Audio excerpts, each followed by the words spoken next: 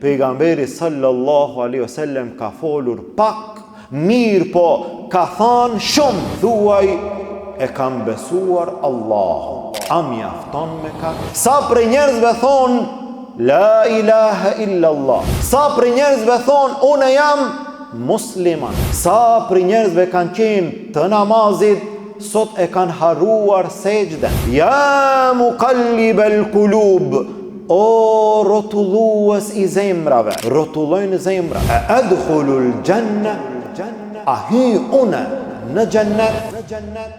إن الحمد لله نحمده تعالى ونستعينه ونستغفره ونعوذ بالله من شرور أنفسنا ومن سيئات أعمالنا من يهده الله فهو المهتد ومن يضلل فلا هادي له وأشهد أن لا إله إلا الله وحده لا شريك له وأشهد أن محمدًا عبده ورسوله اللهم صل على محمد وعلى آل محمد كما صليت على إبراهيم وعلى آل إبراهيم إنك حميد مجيد اللهم بارك على محمد وعلى آل محمد كما باركت على إبراهيم وعلى آل إبراهيم إنك حميد مجيد. Falënderimi takon Allahut subhanahu wa ta'ala, atë falenderojmë dhe vetëm prej tij ndihmë dhe falje kërkojmë. Salavatet dhe selamet tona ja dërgojmë dashurit ton Muhammedit sallallahu alaihi wasallam, familjes tij, shokëve tij dhe gjithë atyre që e pasojnë rrugën e tij deri në ditën e gjykimit. Vëllezër të nderuar, me lejen e Allahut azza wa jall, vazhdojmë së bashku në hijen e haditheve, në hijen e fjalëve të Muhammedit sallallahu alaihi wasallam, të përzgjedhura, të tubuara, të përmbledhura si hadithe të dalluara, të cilat janë gjithë përfshirëse, janë shumë përmbledhëse, hadithe në të cilat pejgamberi sallallahu alaihi wasallam ka folur pak, mirë po ka thënë shumë. Këto hadithe janë të rëndësishme për besimtarin, për besimtaren, për gjithë jetën e njeriut, që njeriu të ecë në rrugën e Allahut, në rrugën e Muhammedit sallallahu alaihi wasallam, si i udhëzuar, si i përkushtuar në fenë e Allahut azza wa jall. Kemi të bëjmë me dy hadithe të radhës në vazhdim, në të cilat pejgamberi sallallahu alaihi wasallam tha shumë pak fjalë. Janë hadithe të shkurtëra, shumë mirë po na nevojitë neve si musliman gjatë gjithë jetës tonë. Së pari të mundohemi ende prej në fillim që në momentin që dalim nga xhamia e në momentin që kthehem në shtëpitë tona i përkujtojmë këto fjalë. Së pari sa i kemi mbajtur mend ato, së pari sa ju kemi kushtuar rëndësi këtyre fjalëve të shkurtëra të Muhammedit sallallahu alaihi wasallam, së pari sa i kemi kapur në teori që pastaj të mundohemi t'i fusim edhe në praktikën e jetës tonë. Pra dy hadithe të shkurtëra shumë. Në të dyja sahabët, njerëzit e asaj kohe ban pyetje dhe pejgamberi sallallahu alaihi wasallam dha përgjigje.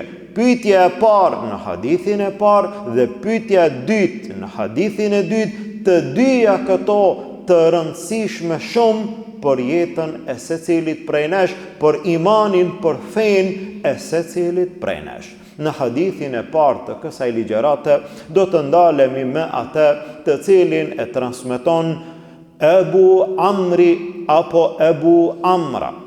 Në këtë hadith thuhet an Ebi Amr wa qila Ebi Amra Sufjan ibn Abdillah al-Thaqafi qal.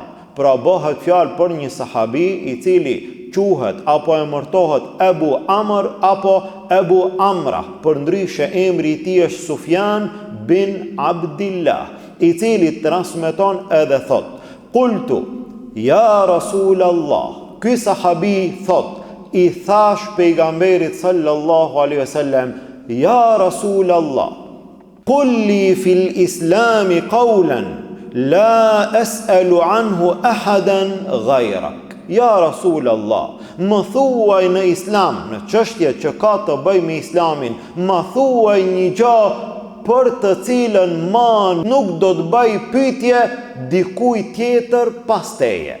Nuk do t'i bëj pyetje për këtë gjë dikujt tjetër përveç teje.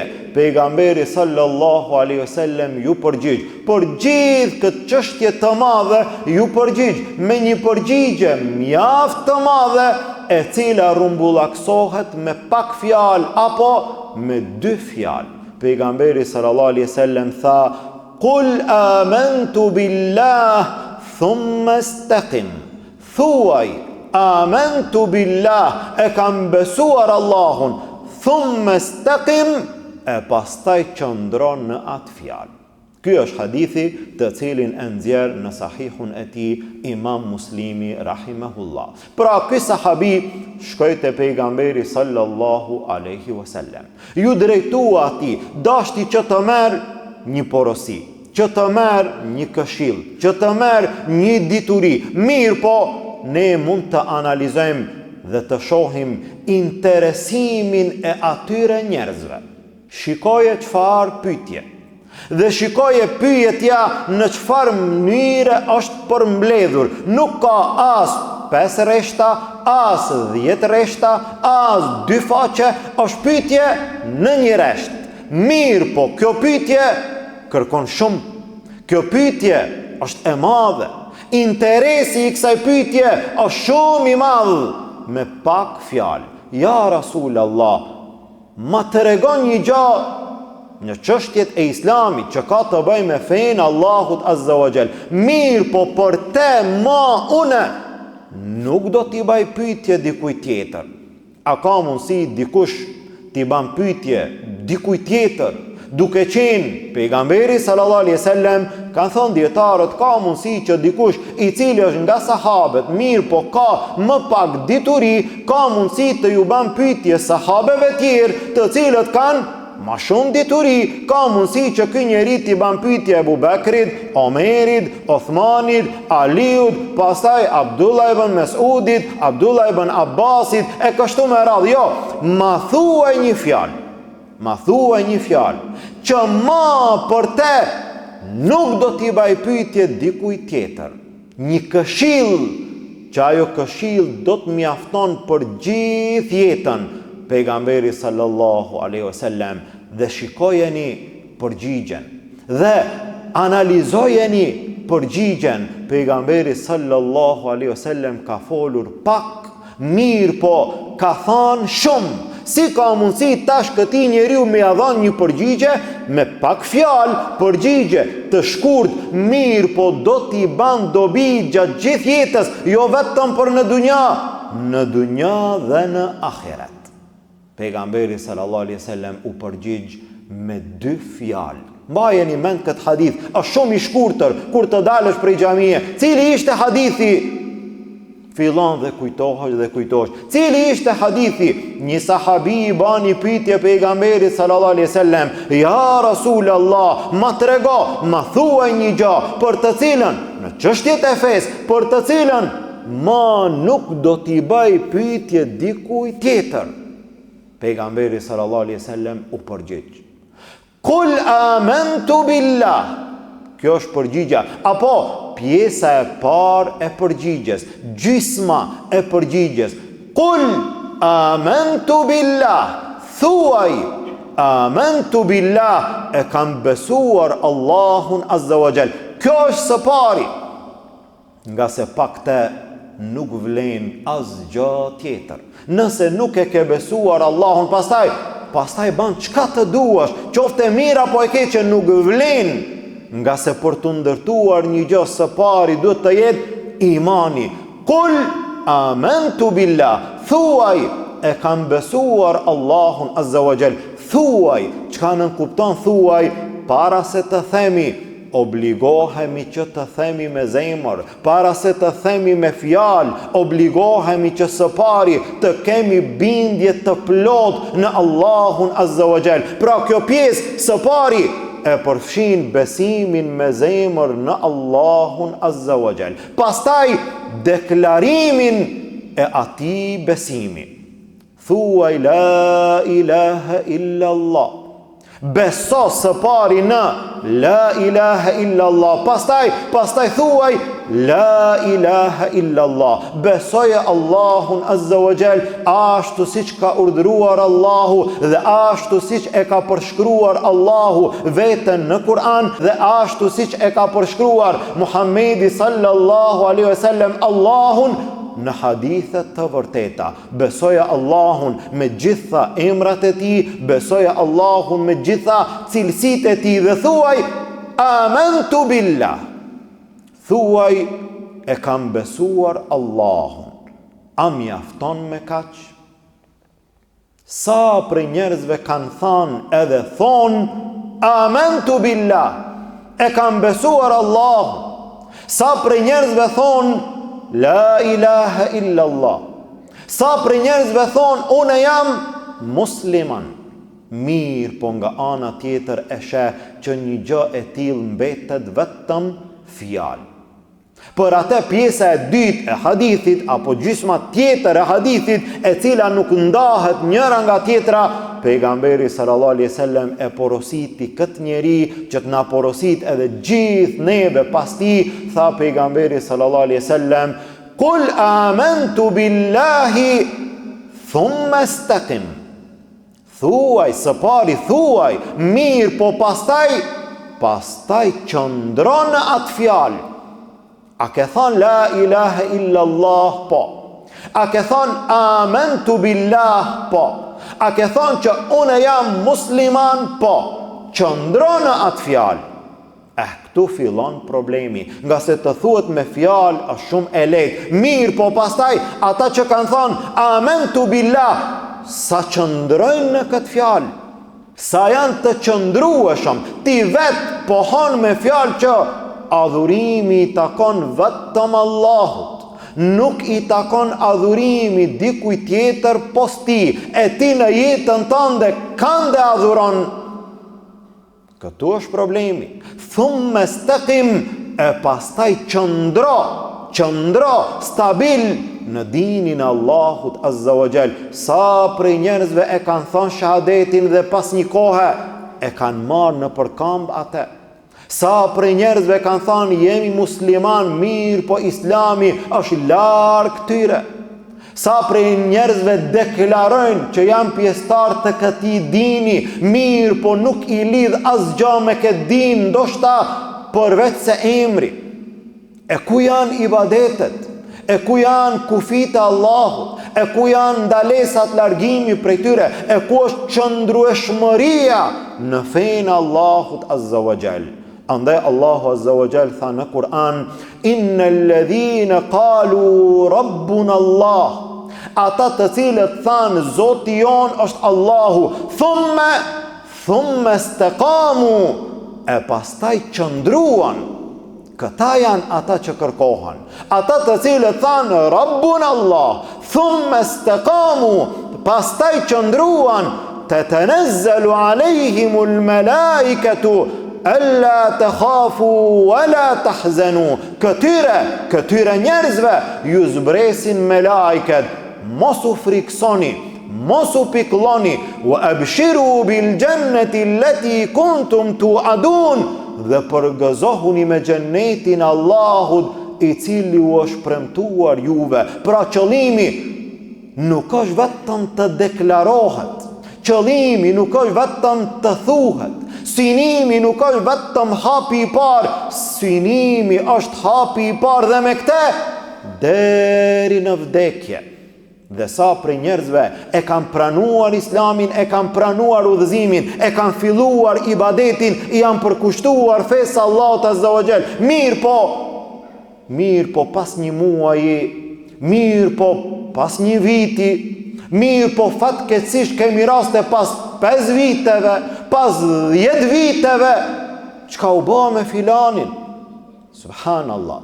Andaj askush nuk është i garantuar, asnjë prej neve këtu dhe asnjë prej atyre që nuk janë këtu, nuk është i garantuar askush që do t'jetë i qëndrueshëm deri në momentin e fundit. Mirë po besimtari duhet t'i merr shkaqet, sebepet të mundohet nga gjitha anët të kapet për gjërat të cilat e mbrojnë dhe e ruajnë në imanin e tij, që të qëndron deri në vdekje. Deri në vdekje i qëndrueshëm. Sa prej njerëzve i kemi pasur ndoshta të xhamis, sot nuk i kemi. Sa prej njerëzve kanë qenë të namazit, sot e kanë harruar sejdën. Sa prej njerëzve kanë qenë të Kur'anit, sot Kur'ani është larg prej jetës së tyre. Sa prej njerëzve kanë qenë të mbrojtur nga haramet, sot janë pjesëtar të tyre. Sa ka ndryshuar koha brenda kësaj periudhe që ne jemi duke jetuar për këto 10 vite apo 20 vite apo pak më shumë. Mos flasim gjatë gjithë historisë sa kanë rrotulluar njerëzit. Andaj rastisht pejgamberi sallallahu alaihi wasallam është lutur dhe na ka porositur edhe neve që të lutemi: Ja muqallibal qulub, o rrotullues i zemrave, rrotullojnë zemra. Shejtani nuk dorëzohet. Ani se ti je i udhëzuar, ani se i ke bë 5 vite, 10 vite, 20 vite, shejtani nuk dorëzohet deri kur? Deri në fund. E nëse ja dorëzon shpirtin Allahut Azza wa Jall me iman, atëherë vetëm se është dorëzuar. Mirë, po deri në atë kohë, për atë ka kohë. Dhe do të lufton me ty vazhdimisht që të largon nga feja Allahut Azza wa Jall. Besimtari lutet: O rrotullues i zemrave, na i forco zemrat tona në dinin tënd. Kështu është lutur edhe vetë Muhamedi sallallahu alaihi wasallam dhe na ka porositur edhe neve me një lutje të tillë. Andaj pejgamberi sallallahu alaihi wasallam u përgjigj në këtë mënyrë: Qul amantu billahi thumma istaqim. Thuaj, e kam besuar Allahun dhe qëndro pastaj në atë fjalë i palëkundur deri në fund. Ky është hadithi me të cilin e kemi filluar për të vazhduar në hadithin tjetër i cili është në vazhdim. Pra, nga Ebu Amri apo Ebu Amra, Sufjan i biri i Abdullahut al-Thaqafi, i cili thot: I thash pejgamberit sallallahu alaihi wasallam: Ja Rasulallah, më thuaj në lidhje me Islami një gjë, një fjalë të cilën ma për te nuk do t'i baj pyetje dikuj tjetër. Pejgamberi sallallahu alaihi wasallam u përgjigj me 2 fjalë: Qul amantu billahi thumma istaqim. Thuaj, e kam besuar Allahun dhe pastaj qëndro në te. Këtë hadith e nxjerr Imam Muslimi rahimullah në librin e tij, në Sahihun e tij. Hadithi tjetër me radhë gjithashtu është një hadith i shkurt, i rëndësishëm, i dobishëm dhe gjithashtu i ngjajshëm në mënyrën në të cilën ka ardhur. Një njeri, një sahabi i bën pyetje pejgamberit sallallahu alaihi wasallam dhe pejgamberi sallallahu alaihi wasallam i jep një përgjigje të shkurt. Mirë, po ky hadith i cili përban në veten e tij shumë pak fjalë është aq i rëndësishëm në jetën tonë saqë se cili prej nesh duhet t'i kushton rëndësi dhe duhet të kapet për te, të jeton me te, nga se fundi ti është shpërblimi ma i madh, është shpërblimi ma i lartë, shpërblimi i Allahut Azza wa Jall, xheneti i Allahut Azza wa Jall. Në këtë hadithin e transmeton Jabiri radhiyallahu anhu, i biri i Abdullahu, Jabir bin Abdillah radhiyallahu anhu. E keni parasysh këtë sahabi të madh, Jabiri i biri Abdullahut është sahabi i madh, baba i tij gjithashtu ka qenë sahabi i madh. E keni parasysh në luftën e Uhudit, kur kemi spjeguar dhe kemi shtjelluar historinë e luftës së Uhudit, në mesin e atyre sahabeve të vrarë në Uhud ishte edhe Abdullahu, i cili e la pas vete Gjabirin radiallahu anhu. Gjabiri jetoi një kohë të gjatë derisa arriti moshën mbi 90 vjeçare në Medinë, transmetoi shumë hadithe nga pejgamberi sallallahu alaihi wasallam, nga mesi atyre më të dalluarve që kanë transmetuar shumë hadithe, nga mesi atyre është edhe Gjabir bin Abdillah radiallahu anhu. Gjithashtu dhe këtë hadith e transmeton Gjabiri radiallahu anhu, i cili thot أن رجلا سأل رسول الله صلى الله عليه وسلم. Një njeri i bani pyetje pejgamberit sallallahu alaihi wasallam. Të shohim në këtë hadith cila është pyetja, cili është interesimi i këtij njeriu. Ky njeri për çfarë ka ardhur te pejgamberi sallallahu alaihi wasallam dhe çka don të merr prej tij.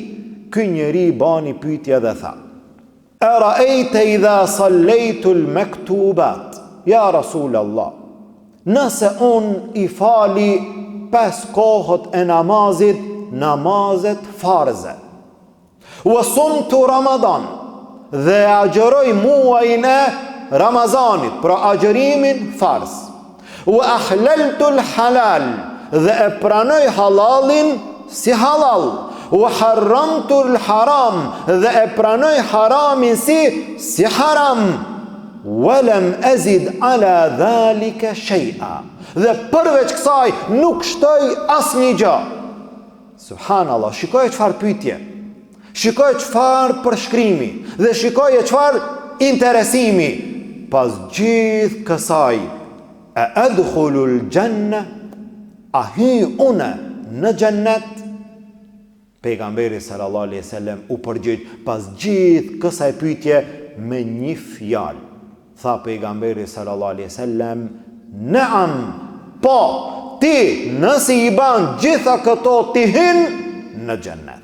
Këtë hadith e nxjerr Imam Muslimi rahimahullah, ndërsa Imam Nawawiu thot: "Haramtul haram", e pranoj haramin haram, largohem prej tij. Wa ahlaltul halal, e pranoj halalin halal, e veproj atë dhe e di, kam bindje që një gjë e tillë është halal. Kthehemi në fillimin e hadithit. Erdhi një njeri te pejgamberi sallallahu alaihi wasallam dhe i bani pyetje atij. Pra interesimi i sahabeve në pyetjet e tyre nuk ka qenë për detaje të larta, të mëdhaja e kështu me radhë. Synimi i tyre ka qenë kënaqësia e Allahut.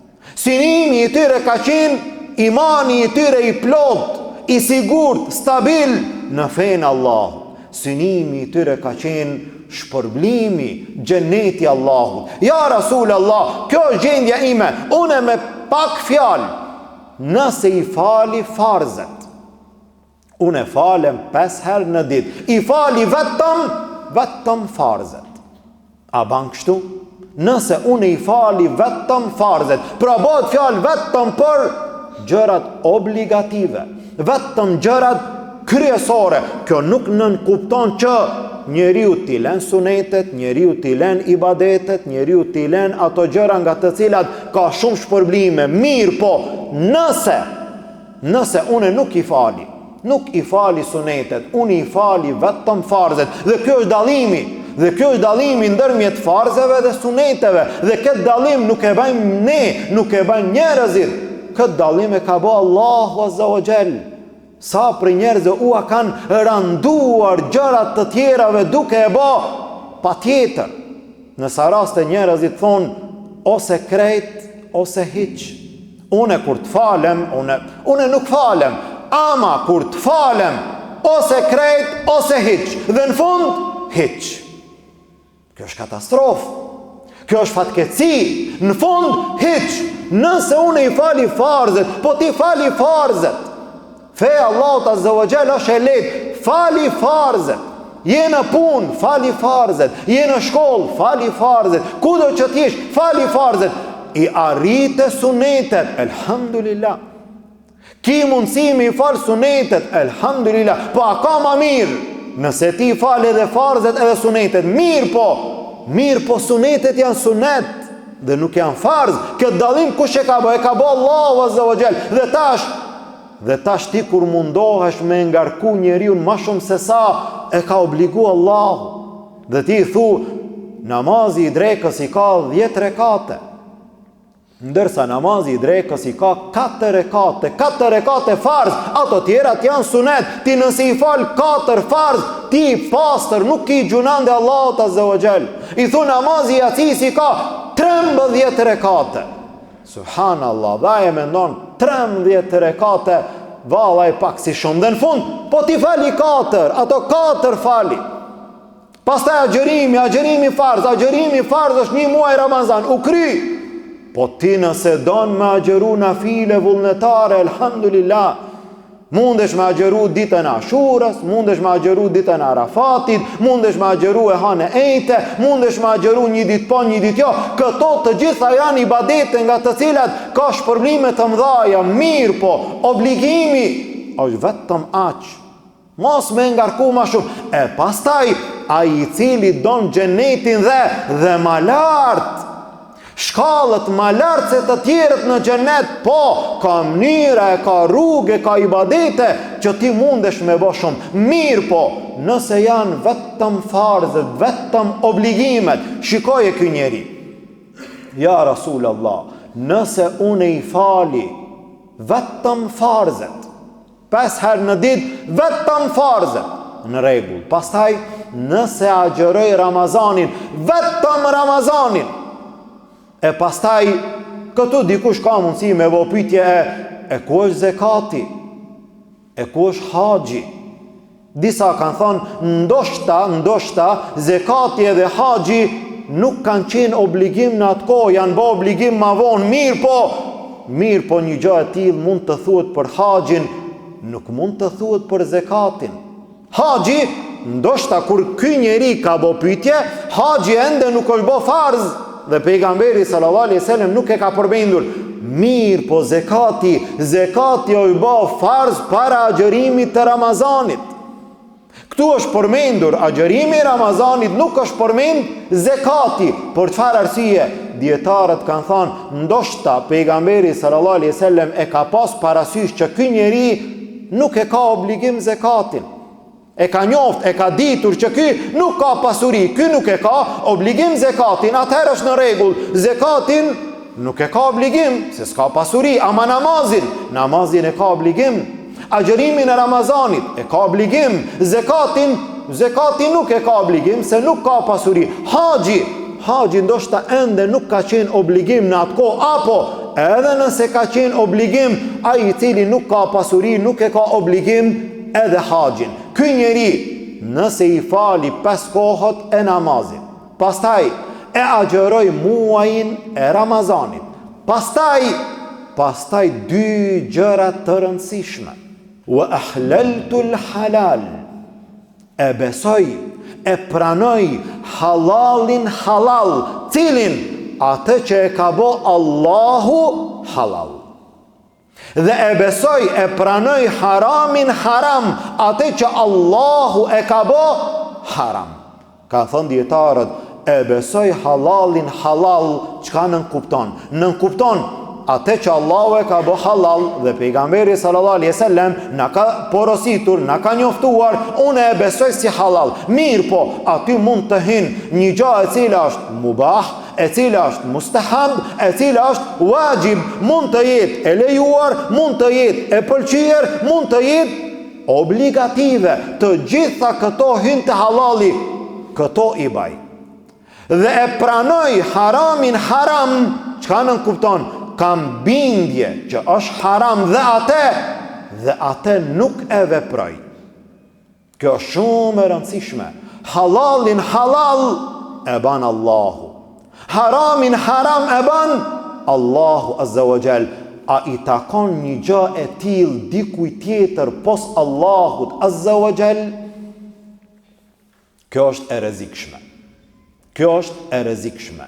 Nëse dikush një gjë të tillë i përkatson vetvetes, apo të tjerët i japin këtë merit dhe këtë cilësi dikuj tjetër pos Allahut azza wa jall. Andodh sot një gjë e tillë, andodh sot fatkeqësisht ndodh. Në sa raste njerëzit e përkrahin dikant i cili do të vije në pushtet, i cili do të udhëheq në mesin e njerëzve me çfarë? Me ligjet njerëzore. Kush i sjell ligjet? Ligjet i sjell Allahu. Kush i cakton gjërat halal dhe haram? I cakton Allahu. E nëse kjo e drejt i jepet dikujt tjetër pos Allahut, atëherë nën kupton që ti atë e ke vendosur në atë që i takon vetëm Allahut. Dhe kjo është e rrezikshme. Nëse dikujt i jepet e drejta që ai të vendos me e bën një gjë halal apo me e bën një gjë haram, dhe pastaj ligji Allahut me ligjin njerëzor vije në kundërshtim. Allahu të ka treguar që zinaja është haram, mirë po ligji njerëzor të thot që zinaja është halal. Në ligjin e njerëzve, në ligjin e shtetit, zinaja është halal, vetëm mos të bëhet me dhunë, ama nëse bëhet me dëshirën e trive, jo fëmijëve, nëse ata arrin një moshë dhe është me pajtimin e të dyve, zinaja është halal. Është halal. Sipas ligjit të njerëzve, tash ky i cili sjell ligj në vend ligjit të Allahut, i cili përcakton halal dhe haram në vend të Allahut. Kjo është e rrezikshme shumë. Kjo është e rrezikshme shumë. Kjo ka të bëjë me çdo gjë, çdo cilësi, çdo e drejtë që i takon vetëm Allahut me ia dhënë dikujt tjetër. Ne themi vetëm Allahu e di të ardhmen. Mirë, po nëse themi edhe filan magjistari, filan faltori e di të ardhmen, çka ndodh me ty? Atëherë ti i ke bë shok Allahut Azza wa Jall. Këtu themi vetëm Allahu i ban gjërat haram, dhe pastaj nëse themi vetëm Allahu dhe filani, këtu i ke bë shok Allahut Azza wa Jall. Dhe kjo është e rrezikshme. Zinaja është halal. Alkooli është halal me ligjin e njerëzve, me atë që ata e bajnë halalin e tyre dhe haramin e tyre. Kredia është halal, kamata është halal, e kështu me radhë, dhe të gjitha, dhe ti me halalin e kujt je dhe me haramin e kujt je. Andaj kjo nuk është e thjesht, dhe e kam bë halalin halal atë që e ka caktuar Allahu, dhe e kam pranuar haramin haram atë që e ka bë Allahu. Kështu ndodhi me një njeri i cili ishte i krishterë. Erdhi te pejgamberi sallallahu alaihi wasallam, quhet Adi bin Hatim, i cili ma vonë pranoi Islamin, radhiyallahu anhu. Adi bin Hatim, radhiyallahu anhu, para se ta pranon Islamin, ishte i krishter. Erdhi te pejgamberi sallallahu alaihi wasallam me kryq në qaf, me kryqin e arit. Pejgamberi sallallahu alaihi wasallam kur e pa, tha: o Adi, hiqe atë idhull prej qafës tënde. Kryqin të cilin ti e bardh, ai është një devijim i qartë, i hapur, largoje atë prej qafës tënde. Pastaj e dëgjoi pejgamberin sallallahu alaihi wasallam duke e lexuar një ajet në të cilin Allahu thot: ittakhadhu ahbarahum wa ruhbanahum arbaban min dunillahi wal masih ibn Maryam. Krishterët edhe jehudët i morën rabinët e tyre, priftrinjt e tyre dhe Isain a.s. i morën Zot pos Allahut.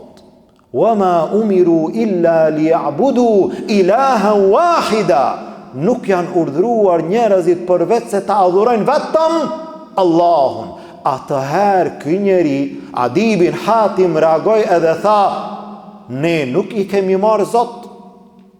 Ne nuk i kemi adhuruar, as rabinët nuk i kemi adhuruar, as priftrinjt nuk i kemi adhuruar, nuk janë ata Zot për neve. Shikoje tash. Shikoje përgjigjen e pejgamberit sallallahu alaihi wasallam për ta kuptuar këtë çështje kaq të madhe, kaq të rëndësishme. Tha pejgamberi sallallahu alaihi wasallam: o Adi, a nuk ja u kanë bë halalin haram dhe ju e keni pranuar? Tha po. A nuk ja u kanë bë haramin halal dhe ju e keni pranuar? Tha po, fetilke ibadetuhum, ky është adhurimi ndaj tyre.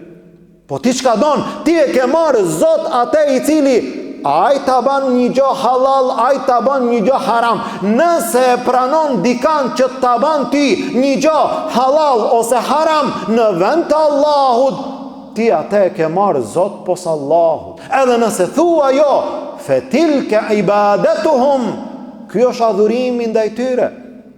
Ky është robrimi, nështrimi ndaj tyre, sikur të jetë Zot pos Allahut Azza wa Jall. E për neve, e për të gjithë neve, si musliman, gjërat i ban halal kush? Vetëm Allahu. Dhe i ban haram kush? Vetëm Allahu. Dhe ne nuk pranojmë asnjëherë asnjë gjë që dikush tjetër ta ban halal apo haram. Ne e besojmë halalin halal, si ky sahabi, dhe e besojmë haramin haram, si ky sahabi, ashtu siç ka ardhur, pa pranuar asgjë prej dikujt tjetër.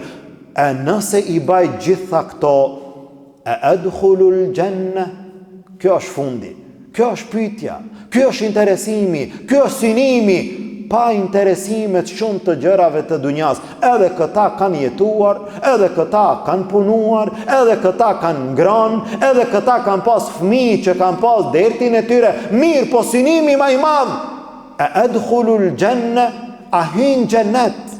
Ky është synimi kryesor. Krejt tjera, a hin xhennet.